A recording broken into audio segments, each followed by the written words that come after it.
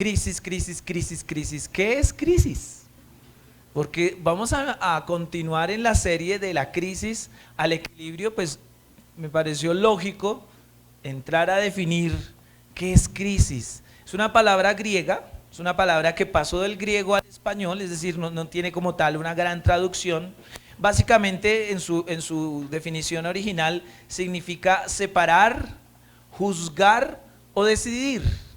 Entonces, cuando una crisis se presenta, usted tiene que separar las circunstancias para decidir. Usted tiene que juzgar qué es lo que va a hacer. Usted tiene que tomar decisiones respecto de la situación como se viene presentando. Tiene que decidir cómo salir de esa crisis. Bien, poniéndolos un poco más específicos, una crisis es una situación que ha generado resultados no deseados por algún cambio en alguna de las variables que se relacionan con ella y que requiere tomar una decisión para ser solucionada. ¿Sí? O sea, es una situación que ha generado un resultado no deseado, como la pandemia, por ejemplo, pues las enfermedades y posteriores muertes que eso trajo, un resultado no deseado, obviamente, por algún cambio en algunas de las circunstancias que tenían que ver con esa situación, pues la presencia de un virus desconocido hasta ese momento y que necesitaba tomar decisión para solucionarse. Gracias a Dios, créalo o no, guste o no, decida o no vacunarse, pues esa ha sido una alternativa a nivel mundial que hoy por hoy nos tiene reunidos sin la obligatoriedad de tener un tapabocas, por ejemplo. ¿Estamos? Entonces ahí están esos componentes. Es una situación que genera un resultado que yo no quiero, un resultado negativo, adverso, ¿verdad? Por algún cambio en una de esas variables que tiene que ver con lo que yo quiero y que demanda una decisión. ¿Bien? Ejemplos. Entonces, por ejemplo, ejemplos puntuales, concretos. Una crisis matrimonial, una separación de una familia como tal, de una pareja. Ese es el resultado no deseado, pues porque las parejas no se casan para separarse. Nadie dice, te prometo que en menos de un año nos separaremos y ni la muerte nos va a poder impedir que nos separemos. Nadie se casa para separarse. El resultado no deseado es la separación. Por ejemplo, por infidelidad. Entonces, esa es la variable que tiene que ver con la fidelidad, con la armonía, con la verdad en la relación. Entonces, una separación por infidelidad. La infidelidad fue el cambio en la variable, lo cual demanda una decisión. O cada uno para su casa y nos vamos, o aquí nos restauramos y decidimos, pedimos ayuda, vamos a terapia, lo que haya que hacer para restaurarnos. ¿Estoy siendo claro? Es un ejemplo de una crisis con esas tres variables. Cambiemos de crisis, hablando en la economía, una crisis económica. Por ejemplo, una crisis económica es que estoy endeudado, le debo a todo el mundo y más. Ya me toca cambiarme de acera porque le debo a don Luis, le debo al de la leche, le debo al del pan, le debo al pastor, le debo a todo el mundo. ¿Ese es un resultado no deseado? Muy bien. Eso es lo que pues nadie vive, nadie quiere estar endeudado. Bien, ¿por qué ocurrió eso? En el ejemplo, por ejemplo, me despidieron, valga la redundancia. Entonces, por un despido, que fue un cambio en una variable, entonces me despidieron, no he podido volver a conseguir, entonces me tocó empezar a buscar prestado y por esa situación, el despido, caí en una crisis. La decisión es o busco trabajo, hago lo que haya que hacer, o incluso puedo poner un negocio, emprender algo. ¿Me sigue? Entonces, tres componentes siempre. Entonces, un resultado no deseado, un cambio en la variable y una decisión. Eso caracteriza como tal una crisis. Final de los ejemplos, una crisis familiar. Tu hijo adolescente es un irrespetuoso, grita, dice malas palabras, tira las puertas, le habla mal a la abuelita, es un irrespetuoso. Bien, eso es de otras iglesias, ejemplos de otros lados. Entonces, una crisis familiar. El resultado no deseado es el irrespeto, ¿sí? El muchacho o la muchacha irrespetuoso. El cambio en la variable pudo haber sido que él entró en su etapa más triste de la adolescencia y no se lo aguanta ni él mismo. Entonces hubo un cambio hormonal, un cambio físico y generó eso. Bien, algunos veo que están empezando a codear al otro. ¿Qué hay que hacer? Entonces decidir, bueno, busquemos ayuda, vamos a la orientadora del colegio, vamos a pedir cita con el pastor, vamos a entrar en un proceso como tal. Ejemplos pueden haber muchos. Hay una diferencia entre crisis y emergencia. Entonces, una emergencia es una situación crítica, en sí mismo es una crisis, pero depende de la prioridad y de la urgencia, de la inmediatez de esa decisión que tiene que tomarse. ¿Sí? Entonces, una crisis se diferencia de una emergencia en que una crisis es algo progresivo, algo en lo que se cae, algo en lo que se va generando, un proceso negativo. Pero una emergencia tiene dos componentes específicos: un asunto imprevisto y una atención prioritaria y rápida. Entonces, por ejemplo, una emergencia puede ser un accidente, pues nadie quiere eso. Entonces, no, se cortó, se chocó, se cayó de la moto, Dios nos guarde, obviamente a todos. Pero eso es una crisis, claro que sí, es un resultado no deseado por un cambio en la variable, y es que me caí de la moto y que hay que tomar una decisión. Lo llevamos al hospital, ¿dónde está? ¿Qué hay que hacer? Tengo que buscar el seguro, tengo que sacar la plata, tengo que pedir permiso, ¿me sigue? Entonces, una urgencia tiene la característica de que es algo completamente imprevisto, ¡plum!, un temblor. Aunque algunos puedan esbozar o pensar que va a temblar, no está comprobado que los temblores, terremotos, movimientos telúricos sean predecibles. Es algo que ocurre como tal. Entonces, una emergencia es un asunto imprevisto y que demanda una atención rápida. Entonces, está temblando, ¿será que voy a orar al Señor a ver si de pronto tengo que evacuar? Es tonto, pero es cierto. O sea, hay personas que en una emergencia se ponen a mirar el celular o a devolverse por la chaqueta, y por eso es que hay muchas personas que realmente salen lastimadas, no por el temblor mismo, sino por no sentir la urgencia, por no tener el sentido de urgencia. ¿Bien? ¿Claros hasta ahí? Entonces, una emergencia, un accidente, un robo, por ejemplo, que Dios nos guarde, pero nos robaron, ¿no? Pues toca bloquear las tarjetas de crédito, poner el denuncio, hacer lo que haya que hacer, etc. Un desastre natural es otro ejemplo. ¿Por qué llegamos a la crisis? Y ya aquí como que superamos el tema de las definiciones. Bueno, entonces ya usted piensa en crisis y piensa en un resultado no deseado por un cambio en una variable que me demanda una decisión. Bien, ¿es diferente a la emergencia? Claro, la emergencia es una crisis, pero la emergencia demanda rápido, accionar, tomar, priorizar rápidamente. ¿Por qué llegamos a la crisis? Vaya conmigo en su Biblia al libro del Antiguo Testamento llamado Jeremías. Jeremías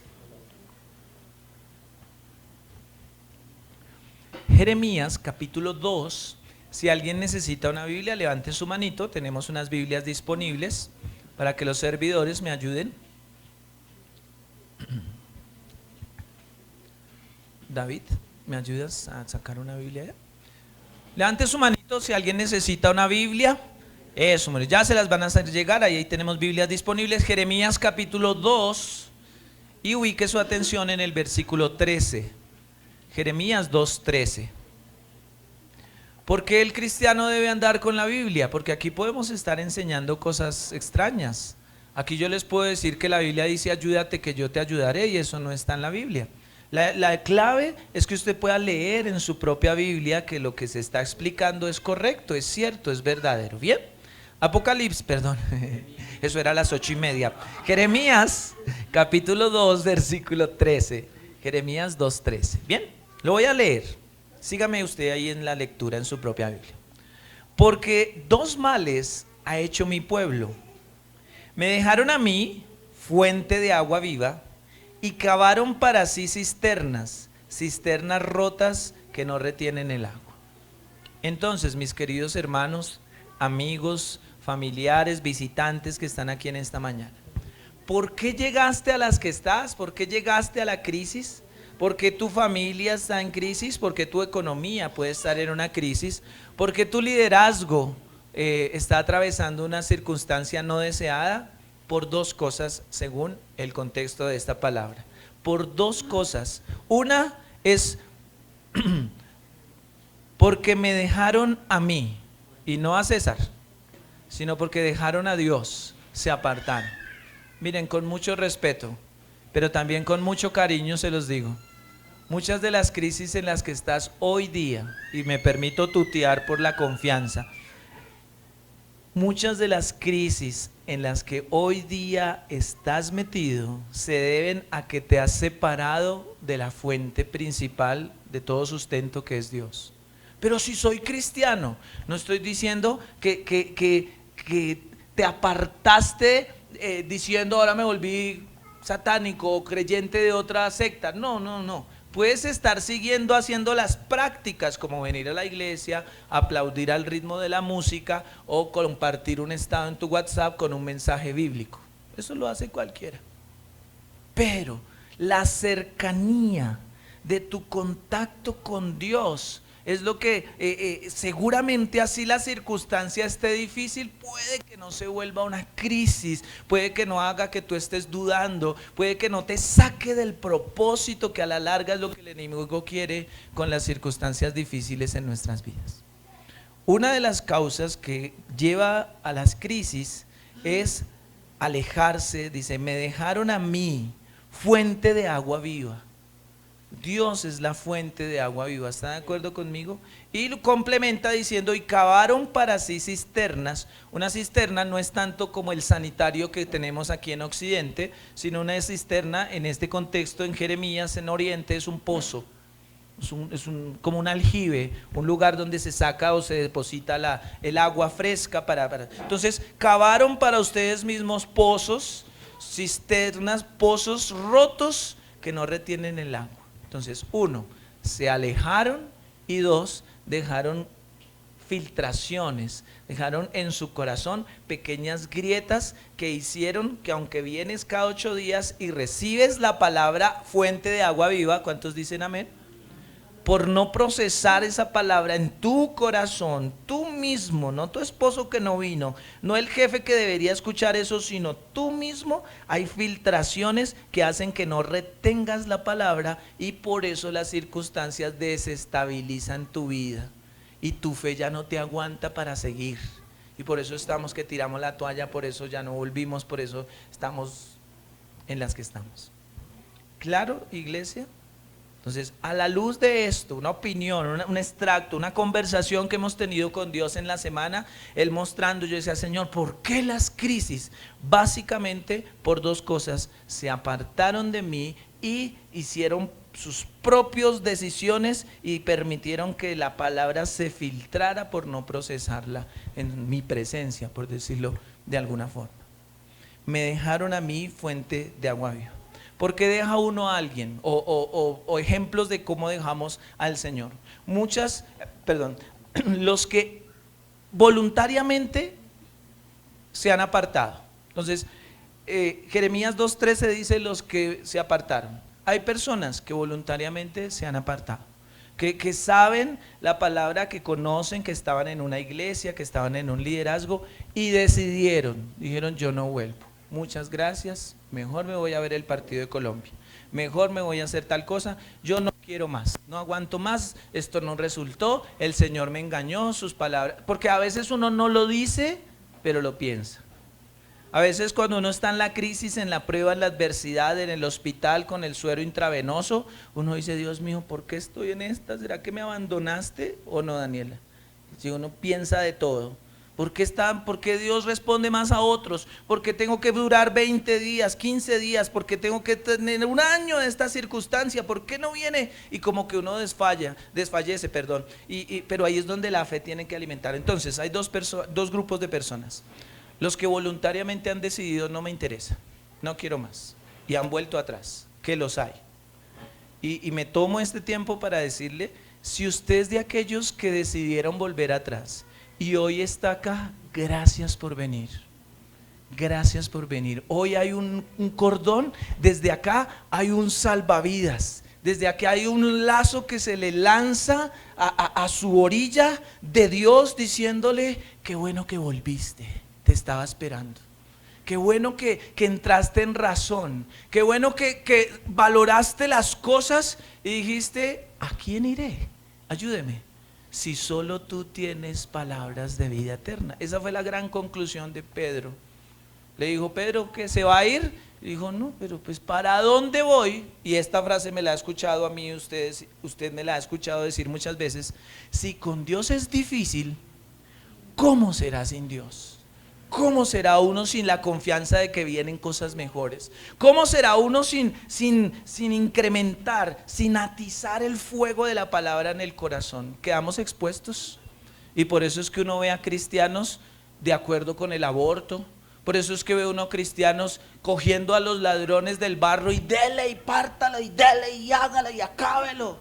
Y uno dice, pero es en el nombre del Señor, pastor, para que no vuelvan a robar. ¿En serio? Ojo por ojo, diente por diente, ¿de verdad?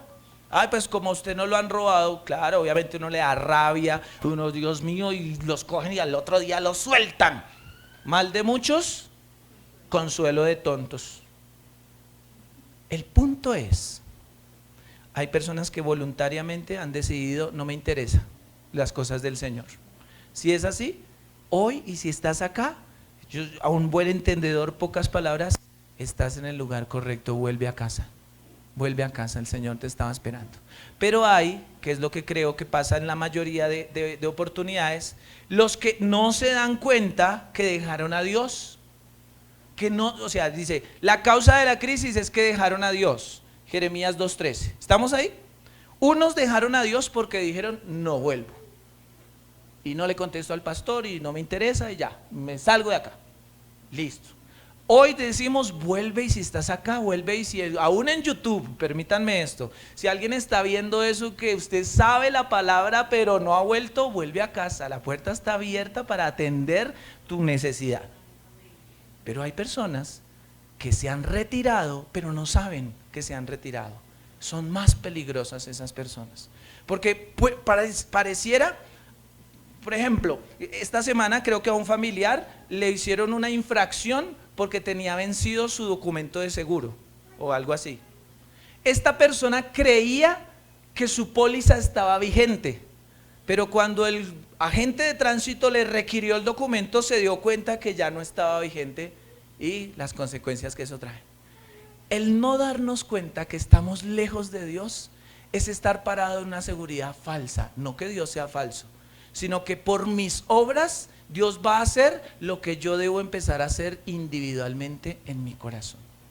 ¿Estoy siendo claro? Entonces creemos que por venir a la iglesia, entonces soy muy espiritual, y no necesariamente. Venir a la iglesia es un fruto de tu convicción de que cuando unimos la fe con los demás, hay un fluir especial, hay una fe corporativa. No es lo mismo ver el mensaje en la casa, sentado tomando chocolate, que estar acá con los otros hermanos, o me van a decir lo contrario. En la pandemia tocaba transmitir, pero después de que podemos reunirnos, ¿cuál es la excusa? ¿De qué tamaño es la excusa para decir que no puedes venir a congregarte con tus hermanos? ¿Realmente es tan grande? ¿Realmente es prioritario no estar acá? Pero el punto es, yo puedo tener la gran Biblia debajo de mi brazo y estar lejos, desconociendo las verdades que en ellas están almacenadas. Yo puedo hablar con frases bíblicas. Uy, hermano, está gordo. Ay, no, hermano, es que estoy en la presencia del Señor, lo que sea. Pero podemos estar lejos. ¿Es claro?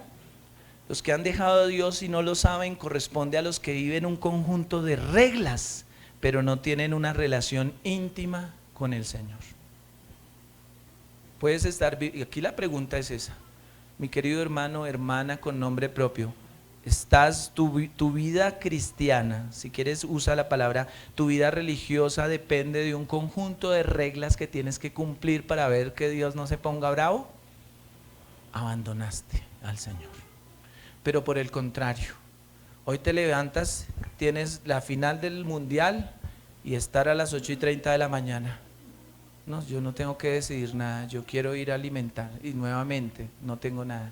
Pero es que hay algo que jala, hay un imán, una fuerza invisible llamada confianza, certeza, seguridad. Y no, No estoy solo hablando de congregarse, estoy hablando del dar, estoy hablando del servir, estoy hablando del mantenerse fiel, estoy hablando del renunciar al pecado, estoy hablando de decidir cambiar, estoy hablando de apagar el control remoto del televisor, de cerrar la página y empezar a hacer lo que yo sé que debo hacer, o dejar de hacer lo que me he dado cuenta que al Señor no le agrada. ¿Estamos de acuerdo? ¿Serás de los que ha dejado el Señor sin darse cuenta? ¿Cómo solucionó la crisis? Vamos a tomar como referencia, y es el final, a Jesús. Creo que él era experto en crisis. Él tenía un PhD de manejo de crisis. Él sí sabía. Vamos a ver dos cosas como Jesús o como Dios maneja la crisis. Una emergencia, que ya le hablé que la emergencia es que era prioritario, y una situación de crisis, y con eso terminamos. El piso de esto, la ventana que acabamos de abrir, es cómo solucionaba Jesús las crisis, y lo sigue haciendo. Por tiempo, pero porque es extenso, Juan capítulo 8 narra una emergencia, y es la mujer adúltera. Para esa mujer era una emergencia, la encontraron en el acto mismo del adulterio. Algunos dicen que hasta medio vestida estaba, porque la sacaron y la tiraron allá al patio a exponerla. ¿Me sigue? ¿Estamos? ¿Todos sabemos? Para esa mujer era una emergencia, porque donde no pasara algo, la mataban a piedra. O sea, era una emergencia. Estaban con la piedra así. No que estuvieran bravitos, sino tenían piedras en la mano para, perdón la expresión, estallárselas en la cabeza. Y ahí Satanás arma una estrategia y le dicen a Jesús: ¿qué harías tú? Porque Moisés dice que toca apedrear a la mujer. Un camino es decir, sí, háganlo como Moisés dijo, ay, el amor. Y otro camino es decir, no la apedreen. Y Moisés, o sea que usted está en contra. Vaya encrucijada. ¿Me sigue? Pero a la larga, la protagonista de la historia es la mujer ahí medio desnuda. Ya la iban a matar, o sea, si no pasaba algo, la mataban, urgencia. Porque era inminente, había que tomar una decisión. Bien, ¿estamos ahí? Jesús sale con la maravillosa, los dejó sanos a todos, discúlpenme la expresión. Los dejó sanos, por no decir otra cosa, cuando dice Liz, ay, a la adúltera, tremendo, ¿no? ¿Sabe qué vamos a hacer? El que de ustedes no tenga ningún pecado, tire la primera piedra. Y se agachó y jugó triqui en el piso. No triqui, es que se puso a escribir en el piso. La gente estaba así, porque si yo estoy con mi, perdón la expresión, con mi parche de los fariseos y tiro la primera piedra, los demás dirán, ay no, pues el santo. Nadie en el pueblo de forma pública va a decir soy santo, porque esa es una carga que nadie va a poder mantener, porque saben que el fariseo es más adúltero que ella. ¿Me sigue? No, mejor tiremos la piedra. Esta vez no fue, no pudimos dañar a Jesús, no lo pudimos, no cayó en la trampa. Y dice la Biblia, Juan 8, que una a una las piedras fueron cayendo y las personas se fueron retirando. Y Jesús viene, me enamora ese Jesús. Él dice que se agachó, y un día lo hablábamos con las mujeres. Se agachó es porque, entiéndase la expresión, se puso al nivel de ella, de la pecadora, la expuesta, la desnuda, la adúltera, la que es digna de ser apedreada, la que no da nada por ella. Se baja al nivel de ella y seguramente le levanta el rostro y le dice: mujer, ¿dónde están los que te acusan? Mujer, ¿dónde están los que te acusan? Y ella seguramente con lágrimas y: no hay ninguno. Y dice: yo tampoco te acuso, vete y no peques más. La salvó de la emergencia. Vino y trajo una cosa milagrosa. Yo creo que esa mujer estaba con su manto, por eso me traje este sacada. Estaba con el manto ya esperando el totazo, perdón la expresión. Cuando puede ver ya, nadie la salvó milagrosamente. No había forma. O la mataban o lo mataban a él por desautorizar a Moisés. Pero viene Jesús y hace semejante milagro. ¿Qué le quiero decir? Salmo 50, yo lo leo. Invócame en el día de la angustia, te libraré y tú me honrarás. Alguien tiene que recibir esto. Puede que estés con el agua al cuello, puede que estés en la mala, puede que estés, disculpen la expresión, en la inmunda. Pero si tú invocas en el día de la angustia a Jesús, Él puede cerrarle la boca al acusador, Él puede cerrarle la boca a los leones, Él puede guardarte del fuego y que los consuma como tal. Él puede hacer lo que sea necesario. Todavía hace milagros. Todavía es capaz de resucitar muertos, de sacar personas, de quitar y poner reyes. Esa mujer no tenía otra opción sino acogerse al milagroso. Entonces, si tú estás en una crisis emergente, que te salió el ñangas y el viruñas y tú, uy, Padre, invócame en el día de la angustia, te libraré y tú me honrarás. No le vaya a decir, véngase porque en el nombre de Jesús le voy a... Señor Dios, guárdame.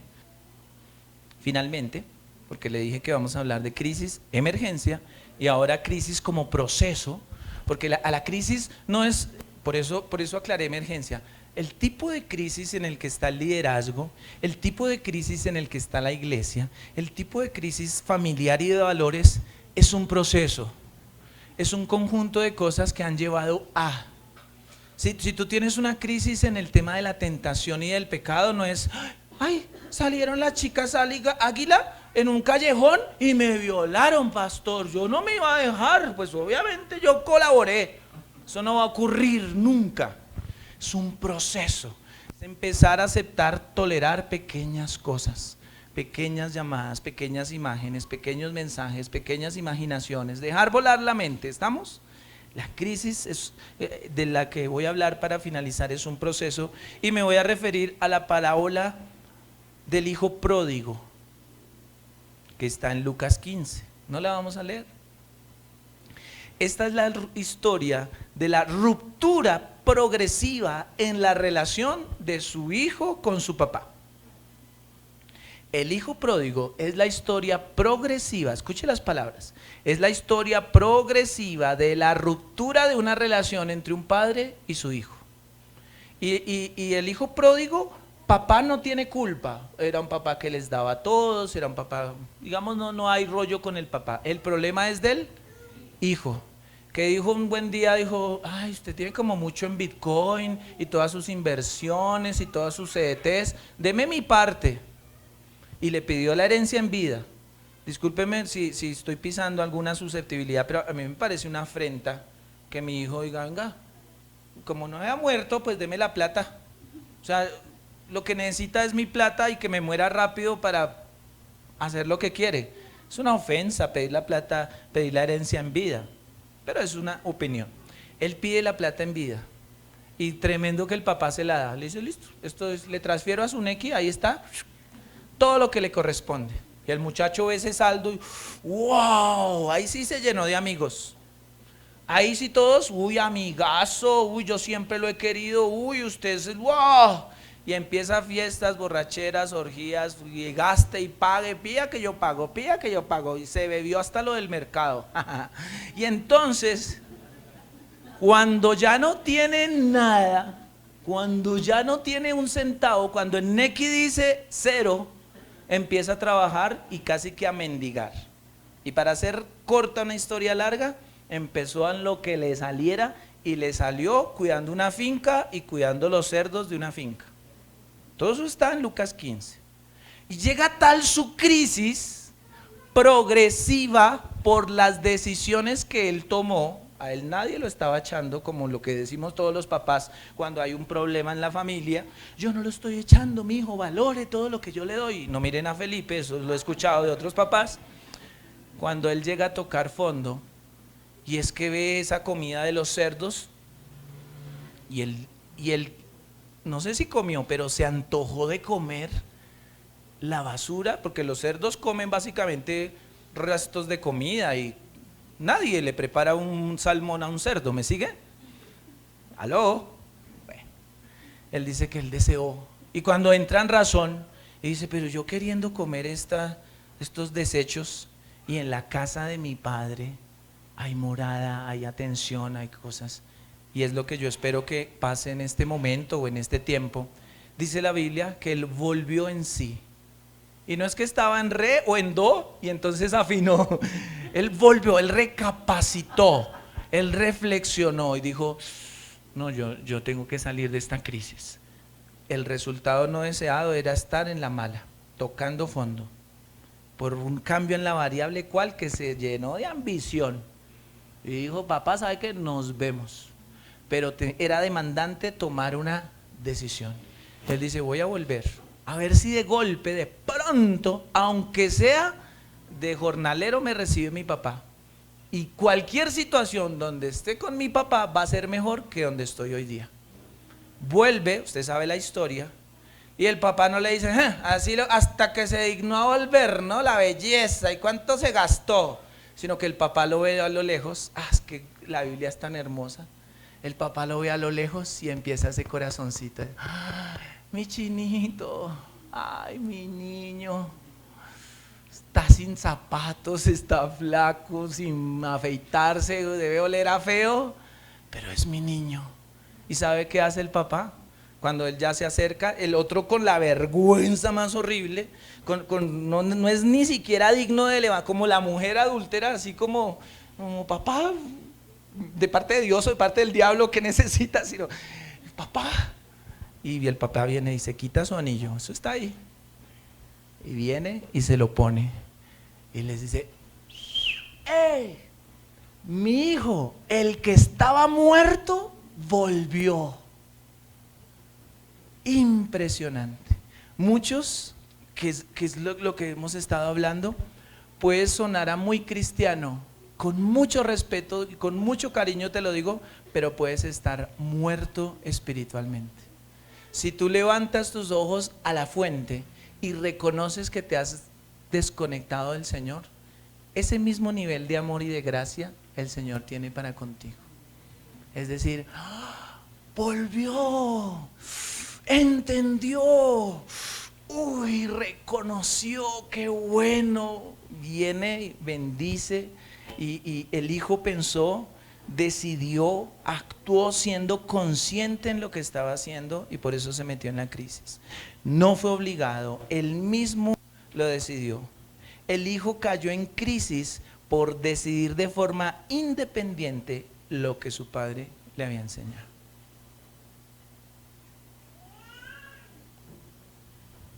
Yo creo que es coherente a lo que hablamos inicialmente. Con estos 30 y algo minutos que hemos transcurrido, ya puedes sinceramente decir, por eso estoy como estoy. Por eso mi matrimonio está como está. Por eso mi economía está como está. Por eso mi liderazgo está como está. Porque de una u otra forma nos hemos desconectado, hemos abandonado lo que decía en Jeremías, la fuente, la esencia. Aparentemente tenemos apariencia, tenemos pinta de muy cristianos, muy espirituales, pero podemos estar muy lejos. Final, último versículo. Yo lo leo, Santiago 1:2, nueva versión internacional. Hermanos míos, considérense muy dichosos cuando tengan que enfrentarse a diversas pruebas, o sea, crisis. Pues ya saben que la crisis, o sea, la prueba de su fe, produce constancia. Y la constancia debe llevar a feliz término la obra para que sean perfectos e íntegros sin que les falte nada. Mi querido hermano, una de las cosas que te tiene en la circunstancia, y mejor, como lo dije en la mañana, el fruto de que te has desconectado de la presencia de Dios para muchos es la inconstancia. No mantenerte firme. Dice, ayúdeme, si permanecen en mí, ayúdeme, y mis palabras permanecen en ustedes, pida lo que quiera. Entonces, mi querido hermano, una evidencia, algo tangible, no algo etéreo, sino algo demostrable, hasta una foto puede haber de eso, que demuestra que te has desconectado del Señor, es la inconstancia. Es la inconstancia en el servicio, es la inconstancia en el amor incondicional hacia tu esposa, es la inconstancia en lo laboral. que no duras ni un mes en el trabajo, que vendes empanadas y luego vas y haces visitas y luego y no te mantienes en nada, que has tenido 5 relaciones, 4 noviazgos, 3, no te mantienes. Por el contrario, una evidencia de que no te has desconectado es que aquí estoy, porque yo solo sé, ayúdeme, que yo soy su hijo y él es mi padre y mi padre me ama, y eso es suficiente para saber que veré la gloria del Señor. Dijo Pablo, yo sé en quién he creído, yo sé en quién. ¿Sabe cómo se descubre en quién se ha creído? Conociendo. Es de pronto el mismo mensaje repetitivo, pero es lo que necesita no solo Lighthouse, sino la iglesia en general. Reconectar, volver a intimidad, volver al primer amor. De esa forma, la crisis va a existir, va a venir, pero los resultados van a ser diferentes. ¿Me sigue?